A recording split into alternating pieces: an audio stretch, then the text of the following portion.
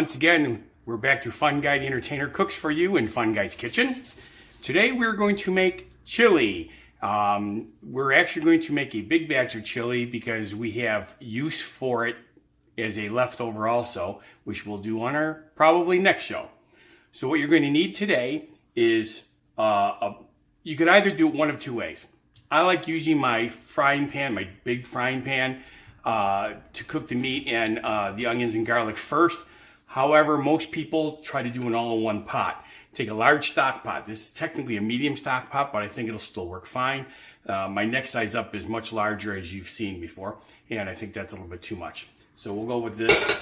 And of course, you're going to need ground beef. Here's the cool part. Normally I use chuck, but they had ground round on sale at the Pig for $2.99 a pound. That's a pretty good deal, so I got that. You're going to need garlic, and you know how much I love garlic. And chili powder. 1 can of kidney beans. Now, there's different kinds. The one I picked this time was the dark red kidney bean. Normally, I don't put beans in chili, but in this particular instance, we're going to try it because the person I'm cooking this for, I believe, said he likes beans. So we're going to do that. You're going to need 1 can of tomato sauce. This one here is the extra thick and zesty. Normally, you're supposed to have 4 cans of stewed tomatoes. I do not have any stewed tomatoes. I have petite diced tomatoes. It's not quite the same thing, but that's why I chose the thick and zesty tomato sauce instead of the regular. The problem with diced tomatoes versus stewed is they are prepared slightly differently and they're a little bit more watery. So what we're going to do when we do open these, and I'll explain that later, is we're going to drain off the juice into a container, but we're going to hang on the juice in case we need it. Of course, salt. As you know, I like the sea salt. This is a regular sea salt one, not the kosher salt. And 2 medium onions. So that is what you're going to need to do chili. First thing we're going to do is we're going to open up the ground beef. And we're going to put that in our frying pan. What I like to do is break it up, as you've seen in some of my previous shows. I like to break it up. And normally I already have the burner on, but in this case, since we're adding the garlic and the onion to the meat so that it cooks in the meat juices, I don't want to start it. I just want to spread it out so it's not all just lumped in the middle. Okay. I'll move all this stuff out of the way. We'll do the onions. Actually, we'll do the garlic first, because you know what's going to happen once I do the onion. On the garlic, you're supposed to use 4 cloves of garlic minced. Needless to say, I buy the garlic that is already done. So I'm believing that a clove is roughly a teaspoon per clove. It may be a little bit more, and you know I like garlic anyway, so what we're going to do is we're going to do rounded teaspoons. There's 1, 2, spread it out a little bit, 3, 4. Okay, I'm actually going to go 5 because I think, you know, me and my garlic, 5. Okay, that's ready. Now we got to dice up the onions. Remember, the way I like to do it is cut off the ends. It gives me a flat surface to work on right off the bat. It also gets rid of the ends. We're going to cut it in quarters. Then we're going to take the quarters, lay it down, and chop them.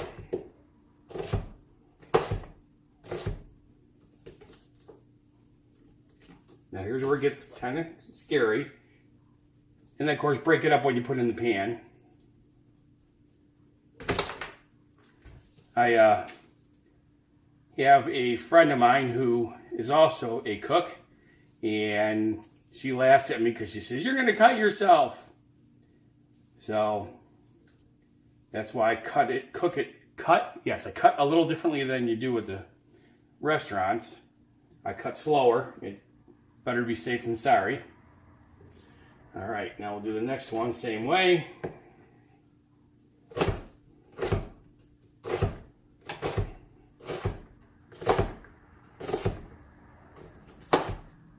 I did not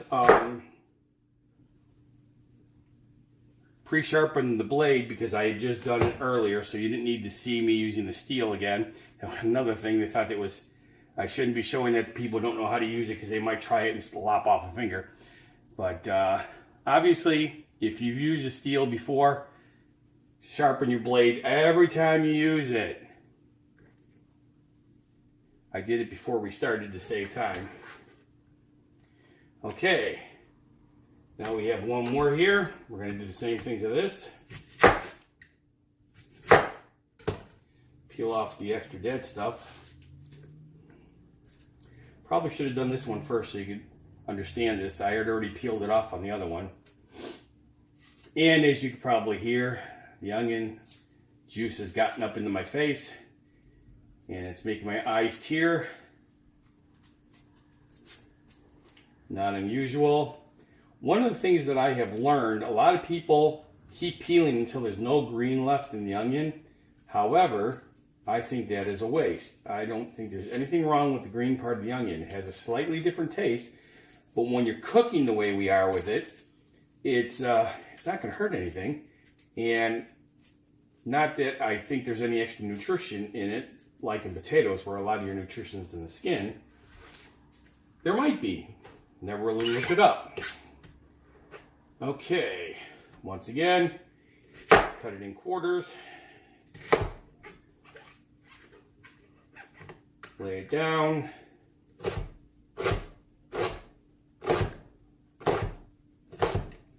You can see how sharp this blade is. It just slices right through there really fast.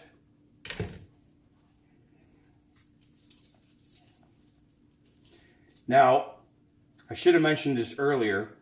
Most recipes call for roughly 2 pounds of ground beef. I usually buy my ground beef in what's called the 3-pound family pack. It's not that it's always 3 pounds. Like this particular one was like 2.7 pounds. But that just means that your chilies are going to be a little heavy on the meat. What's wrong with that, right? Unless, of course, you're trying to eat less meat and more vegetables. But unless you are making a vegan chili, you're not going to, I mean, that's what chili is. It's meat. Okay. That was one of the rougher ones with the onions. My eyes are watering really bad. All right. Now we start the burner. And we're going to brown the beef. You probably don't really need to watch me brown the beef. So we'll go on pause while this is cooking. And I'll come back when the beef is browned. All right, see you in a few minutes. All right, we're back. As you can see, the meat is browning up nicely. One thing I forgot to mention, when you are using diced tomatoes, I don't know why I keep saying potatoes, diced tomatoes instead of stewed tomatoes, one of the ways that you could help make it a little better is you add sugar. So what we're going to do is we're going to toss the cans into the, boy, look, another one of those days, into our stock pot.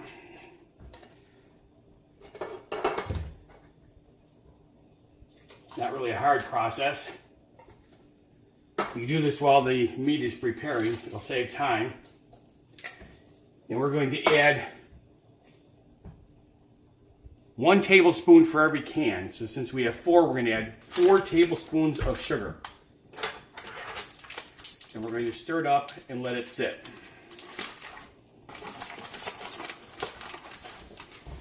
There's 1, 2, 3, 4. Very easy. Now we're not heating this yet. We're just stirring the sugar in. One of the things you'll notice as you start doing that, it makes those tomatoes start to look creamy. And they'll get a little creamier as they sit, which is, of course, a little bit more like stewed tomatoes. So we'll let that here, and while we're at it, check this out. Look, the hamburger is looking really good.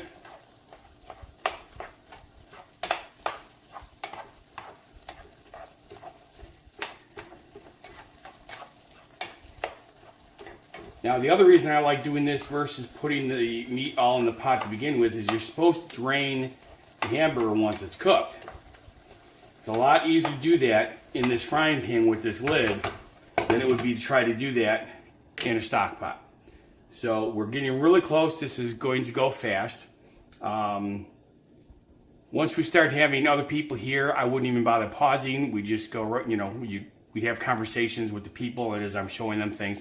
But since we are alone and it's a good 5 or 6 more minutes on the beef, we'll just go to a pause and be right back. All right, as you can see, our beef is all done. I've already strained it or drained it, however you want to call it. Yeah, it's not really straining, it's draining. So it's all ready to go here. So what we're going to do is get rid of the lid. I want to make sure I don't lose any of these onions because it's obviously a lot of the flavor. We're going to turn off the burner. Remember, when you're in a commercial restaurant, we never turn off the burners because we're just moving stuff around. Things are built a little differently. There's more room. We're in a house. I don't want to accidentally start something on fire in the house. Not that I would, but I want you folks to do things safely. So we'll move the tomatoes onto the hot burner. Even though it's not on, it's still hot.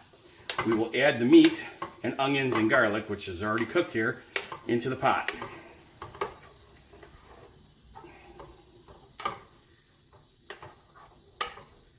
Okay, see, I did it without making too much of a mess.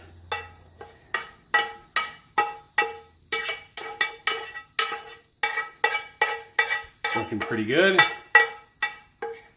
Now, we're going to add the seasonings. And actually, while we're doing that, we're going to turn this burner on. We want it, we're going to bring it up to boiling first. So do like a medium to medium high to bring it up to boiling. Now, we're going to add our seasonings. We're going to need chili powder. Remember the chili powder. Okay. Chili powder is 3 tablespoons.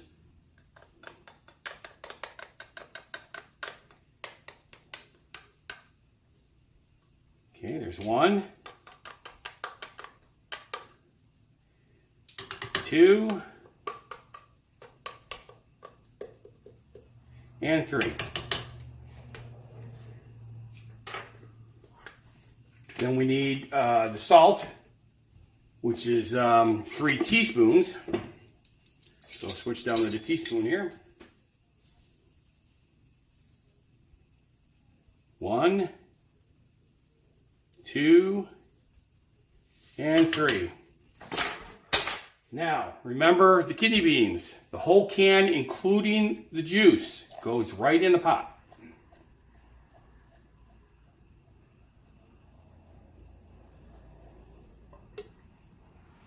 And of course, the 1 can of tomato sauce right on top of it.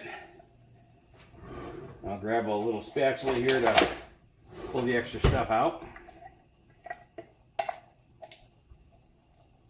Now you noticed I did something different with the camera for this show. The last show I realized that the camera was not in landscape mode. Normally when you're doing your own pictures, just by turning the camera sideways, it automatically goes to landscape. But since it's pointing down, it was not able to decide that. So I ended up downloading an app for my phone that allowed me to force it into landscape mode for the show. So hopefully it's going to work. Now we're going to stir all this together. Now the nice thing is the meat and onions and garlic are already cooked. As a result, even though the sauce is room temperature and the tomatoes are room temperature, this should heat up to boiling fairly quickly. At that point, when it comes to boiling, we're going to drop it down to simmer and cook it for approximately 1 hour, stirring occasionally.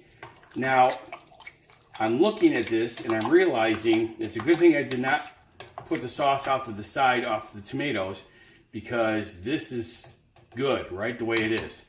Once we added the sugar, it thickened it up, which is what we want.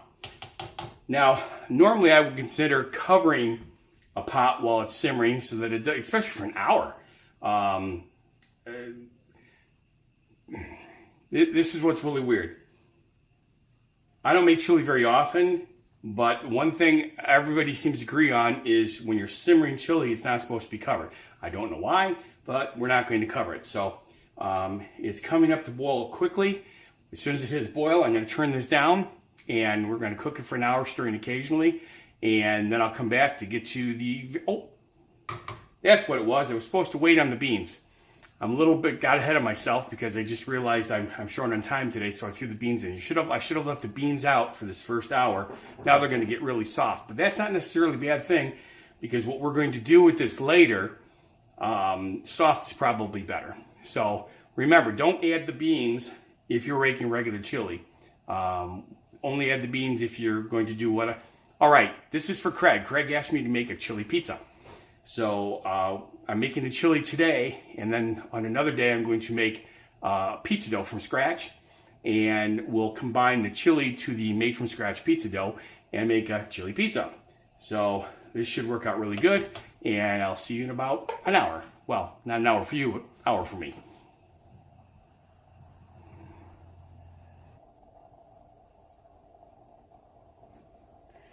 Okay.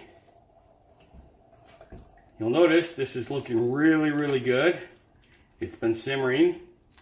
So that's pretty much all there is to it. Now, like I said, I normally do not put beans in my chili, but this is being cooked for 2 different people.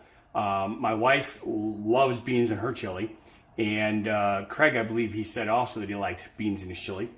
And I'm not used to it, so I accidentally threw the beans in right away. Don't do that. Cook it on simmer for that hour.